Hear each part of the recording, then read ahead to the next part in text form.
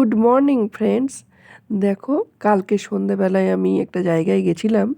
এটা হচ্ছে রানীগঞ্জের থেকে একটু মানে রানীগঞ্জ প্রপার থেকে একটু বেরিয়ে এসে এটাকে বলে খাট্টু শ্যাম মন্দির। এত সুন্দর মন্দির, আমি এখানে গত 4 বছর থেকে গেছি, কিন্তু এখানে যে এত সুন্দর মন্দিরটা আছে আমার ধারণারও ছিল না। যাই হোক, গতকালকে আমার এই খাট্টু শ্যাম দর্শন হয়েছে। আমার বাড়ির সদস্যরা সবাই একসঙ্গে উঠছে।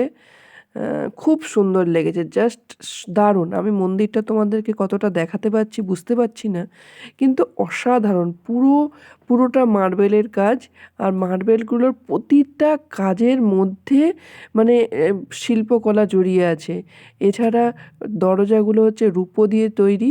আর খাট্টু শ্যাম মানে হচ্ছে এটা কৃষ্ণ, শ্যাম মানে কৃষ্ণ, খাট্টু মানে কৃষ্ণ ঠাকুরের ঠিক মাথার অংশটুকু আছে, আর ওটা পুরো সোনা দিয়ে তৈরি।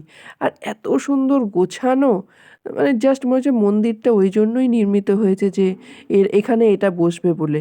এত সুন্দর, এত ক্লিন, জাস্ট আমার মনটা এখানে পবিত্র হয়ে গেল। মানে গিয়ে যদি কোনো দিন কেউ যেতে চাও তাহলে রানীগঞ্জে এসে অবশ্যই যাবে।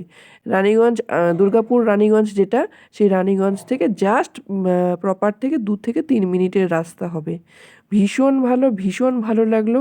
জয় খাট্টু শ্যামের জয় হোক। সকলের ভালো রেখো ঠাকুর, সকলের মঙ্গল করো।